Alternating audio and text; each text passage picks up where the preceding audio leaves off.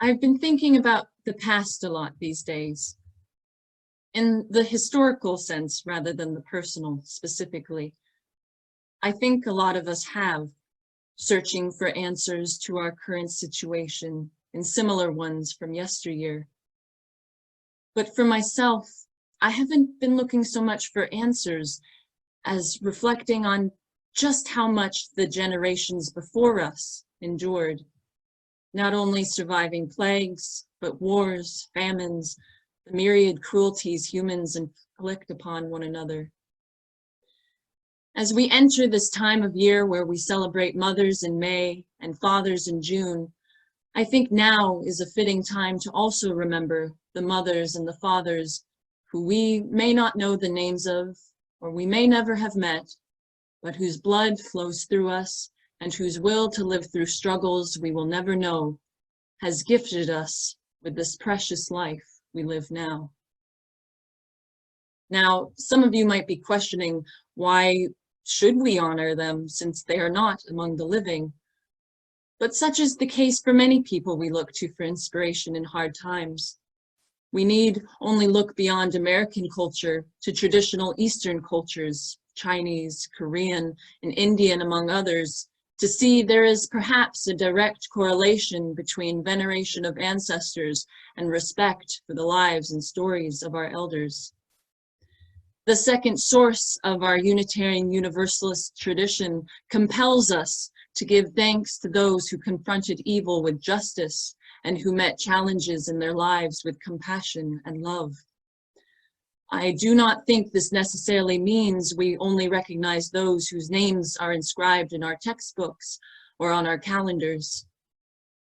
I think there is something to be said for those who lived anonymous lives full of hope and care and toil, for their lives directly made possible ours.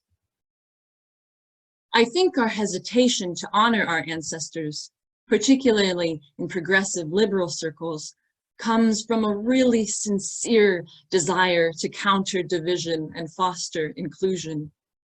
Americans really like genealogy, as the uptick in demand for services like Ancestry DNA and 23andMe show. And I can attest, as the budding family historian in my own family, to how exciting it can be to make discoveries about the people and places our ancestry comes from. Particularly for those people whose ancestors were devastated and dehumanized by colonization, enslavement, and forced cultural conversion, the task of genealogy and family history research can be that of healing and finding peace for those ancestors who knew none of that in their own lives.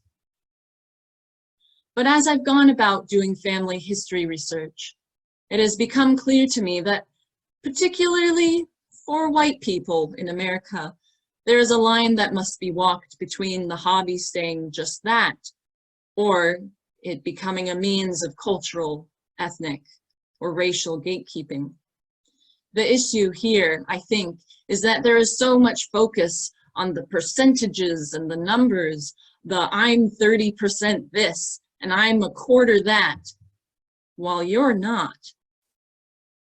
Instead, I believe we must, to the best of our knowledge and abilities, shine a light on who the people our ancestors were, instead of stand on these numbers as though they constitute a winner's stand to position us over others. When we focus on the real people, the real stories, instead of those cold percentages, we can both draw strength and gratitude from the ones who lived admirably, as well as hold accountable those who did not.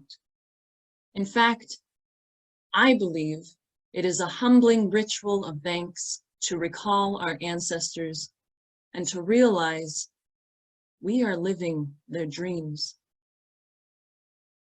So at this time, I'm thinking of those ancestors who gave generously to their communities and to the poor, especially those who did so even when they themselves had little to give. I think of those who fought for the voiceless, those who shared the joy of life with all they met, those who cooked for large families and whose recipes we still revere in our kitchens today, those who sported green thumbs and wielded silver tongues, the ones who invented the miracles of technology we take for granted, and the ones who discovered then mysterious sciences we now acknowledge as obvious givens, the ones who, in spite of struggles and opposition, never gave in to hate. I think of especially those ancestors who spent weeks and months isolated in the cabins and holes of ships on voyages to this nation, many by choice, many others against their will. I think of how they might have come to terms with never being able to return to the lives they knew, while at the same time being faced with the great uncertainty of what their lives were about to become.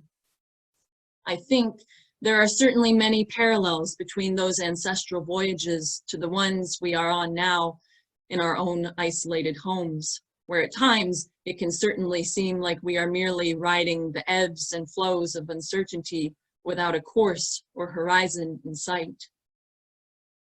But above all, as we emerge from the season of Beltane, the pagan holiday on May the 1st that celebrates intimacy and affection, as well as the resplendence, creativity, and fertility of spring, I am thinking of those ancestors who loved passionately, who loved quietly, who loved in secret, and who loved against the rule of law, who loved across borders of nations and across boundaries of oceans, who loved unconditionally, and those who were denied love in their own lives, who showed their love by building better worlds for their descendants, their love manifesting as blisters on hard-worked knuckles and aches in hard-worked backs, who loved in the midst of those plagues and wars and famines and the cruelties humans inflict upon each other aforementioned. This is the courageous love we have vowed to uphold and honor in our congregation. It is our inheritance, and one day it will be our legacy. It is this most sacred of forces that keeps us moving through the storms of life, and this most holy power that breaks down those barriers of fear and hate. It is love that compelled our ancestors to survive, and it is love that drives us forward still. And I think of and honor that one ancestor we forget all too often, our very first ancestor, the ancestor of all creatures, human and non-human, living and extinct, Mother Earth.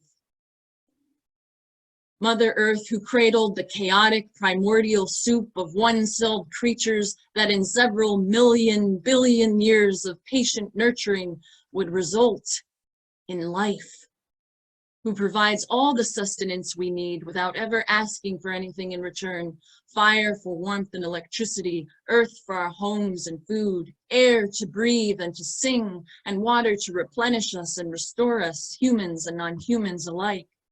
She who shows her love in every element of nature, from the plants we nurture in our kitchens to the magnificence of sunrises cresting over Himalayan mountaintops. She who has been witness to each creature's first toddling steps, and she who takes us into her earthen embrace in each creature's passing. When we turn to Mother Earth as our irrefutable common ancestor, the common ancestor of all life, we remove the percentages and the numbers, the more thans and the better thans, the disunity and the exclusion. We remember, in remembering Earth, that we are one. If there is no human ancestor you can turn to hope, for hope and inspiration in hard times, turn to our Earth ancestor, the one who has held us for all the generations of our species' existence and who holds us still, even as we cling to those habits and industries that wound her. Our courageous love must be turned to the earth and its protection. And in every instance of care for Mother Earth, we celebrate the unity of all life, past, present, and future.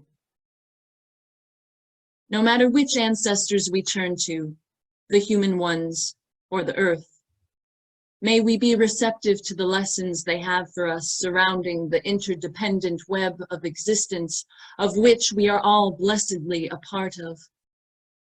Let us be made aware by their experiences of destruction and renewal of the ripples of our own actions on others, something more relevant now than ever. We can look to these figures to remember those special moments that make life joyous and worth fighting for.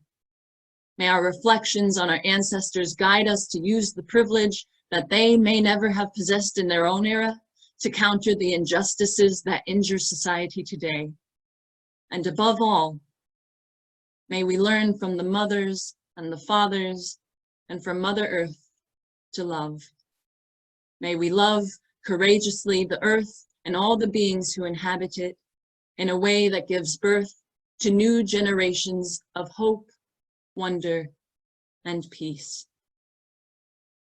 Thank you. At this time, I'd like to invite the congregation to reflect and to share their reflections if they feel comfortable. Specifically, how are you feeling connected to your ancestors or to our earth ancestor, or both, during this time?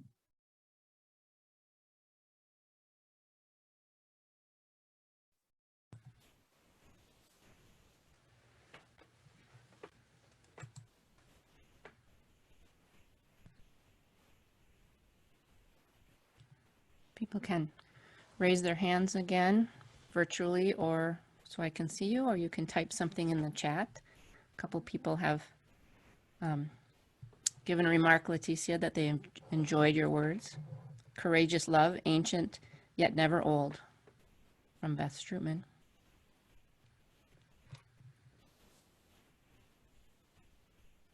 I would like to just say, brought to me in my mind the thoughts of my grandfather who lived in the 1920s and 30s during the Depression, and he lived, he's a farmer in a Wisconsin farming community. My understanding is that he made great effort, he and his wife, to prepare meals and drive around the countryside to deliver those meals to people who, especially the people who had lost their farms because of failure and money problems. When I was a little kid, I didn't know that he did this, but my mother told me about it.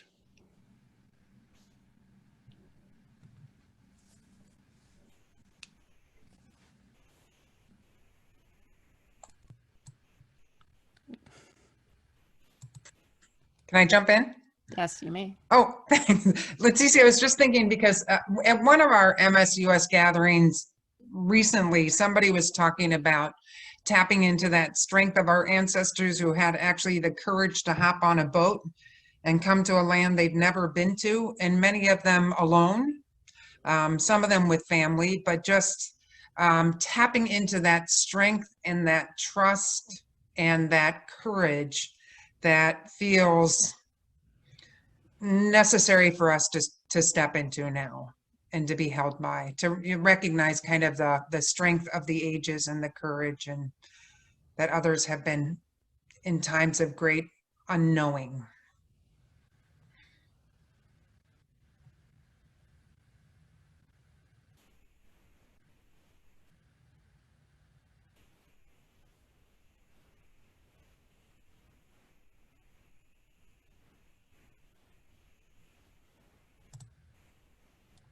I have unmuted Jamie. Okay, thank you. My grandmother did a lot of genealogical research, and she trained my brother to do so too. And he and I, in the early 90s, took a 2-week trip out east to find out more information about our ancestors. And I took pictures of where people lived in the east, of their homes and so forth. But the one lesson that I came away from that trip with is that whatever the economic, social, emotional, physical limitations and opportunities of that time really shaped what an individual's opportunities and limitations were as well. So, for example, you couldn't have been a computer programmer 100 years ago. Or, you know, our ancestors who lived through the 1918 flu, and now we're living through this.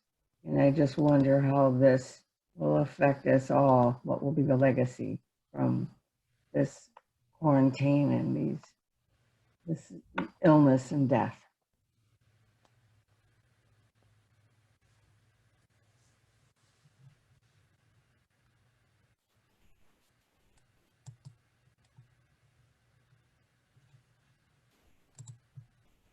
I've unmuted you, Richard. Yeah. I'm Richard. My father, who emigrated by himself because he had a strained relationship with his father about how ingenious he was at the farm we lived and the things that he built himself, from sawmill to all kinds of innovative things. He should have been an engineer. As a result, I became one, and I think I'm fairly good at innovating and improvising, always doing projects. So I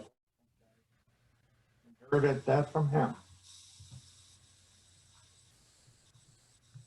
Thanks, Richard.